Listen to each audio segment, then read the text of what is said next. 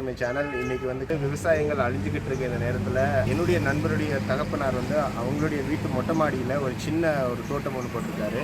அதில் பல காய்கறிகள் வந்துட்டு விளைய பண்ணிகிட்டு இருக்காரு. அந்த தோட்டத்தில் தான் இப்போ நான் இருக்கேன். அவரோடு இப்போ நம்ம பேச போகிறோம். அவர் என்னென்ன காய்கறிகள் இதில் போட்டிருக்காரு, இது வந்து நமக்கு ஒரு சின்ன ஐடியாவாக வந்து பார்த்திங்கன்னா நமக்கும் மொட்டை மாடியில் ஸ்பேஸ் இருக்கவங்க பண்ண முடியுமா அப்படின்றத அவரோட நம்ம பேசி என்னென்ன இன்ஃபர்மேஷன் தெரிஞ்சுக்கலாம்.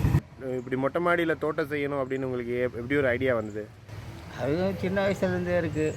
சின்ன வயது இந்த மாதிரி பேக் வச்சுட்டு எல்லாம் சின்ன தோட்டம் மாதிரி பண்ணுறதுக்கு மொட்டை மாடியில் பண்ணிக்கலாம் இல்லையா?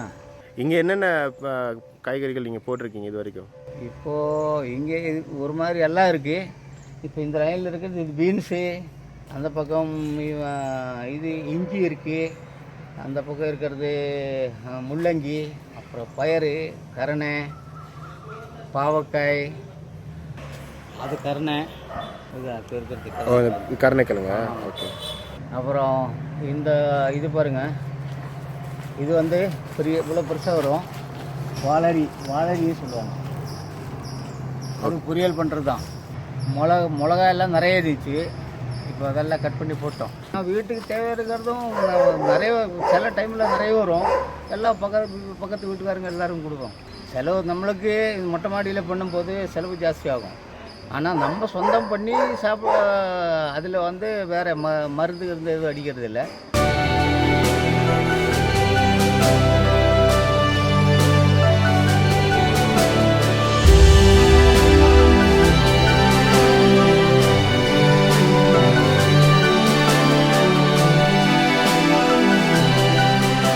நம்ம இங்கே விளைச்சிற இந்த காய்கறிக்கும் நம்ம மார்க்கெட்டில் வாங்குகிற காய்கறிக்கும் என்ன வித்தியாசம் நமக்கு? அதில் வந்து அவங்க கெமிக்கல் ஜாஸ்தி யூஸ் பண்ணுறாங்க.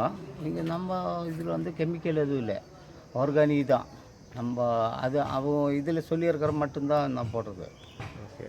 ஆர்கானிக்னால் நம்ம உடம்புக்கு கெடுதல் இல்லாதது.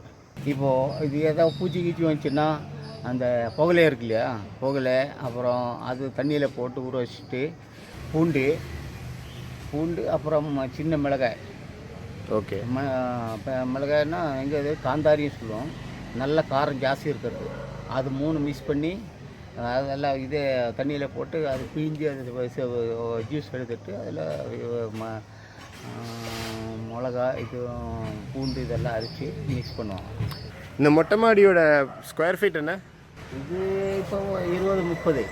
இந்த மாதிரி மொட்டை மாடி வச்சுருக்கவங்களுக்கு வந்துட்டு நீங்கள் எதாவது அட்வைஸ் பண்ணுறீங்களா? இது மாதிரி போடலாம். மொட்டை மாடியில் நம்மளுக்கு எது வேணாலும் பண்ணலாம். நம்மளுக்கு டைம் பாஸுக்கு பண்ணலாம்.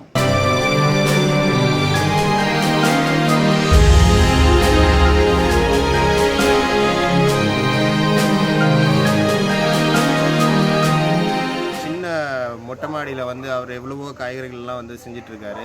நிறைய ஹாபிஸ் இருக்குது. ஆனால் அதை விட வந்து பார்த்திங்கன்னா இது one of the best hobby அப்படின்னு நான் நினைக்கிறேன். ஏன்னா நம்ம வந்துட்டு விவசாயிகள் இல்லை, விவசாயம் இல்லை, காய்கறி அப்படி விலைவாசி இருக்குது, அதே மாதிரி காய்கறிகளில் வந்து தரம் இல்லை, கெமிக்கல் யூஸ் பண்ணுறாங்கன்னு பல விஷயங்களை பற்றி பேசிகிட்டு இருக்கோம். பட் வந்து நம்ம ஒவ்வொருத்தரும் வந்துட்டு நமக்கு தேவையான ஒரு இனிஷியேட்டிவ் எடுத்து இது மாதிரி வீட்டு மொட்டை மாடியில் நம்ம பண்ணோன்னா ஒரு பெரிய மாற்றத்தை கொண்டு வரலான்னு நினைக்கிறேன். இது என்னுடைய ஒப்பீனியன் தான். உங்களுடைய ஒப்பீனியன்ஸ் எதாவது இருந்தால் கீழே கமெண்ட்ஸில் எனக்கு தெரியப்படுத்துங்க. நன்றி, வணக்கம்.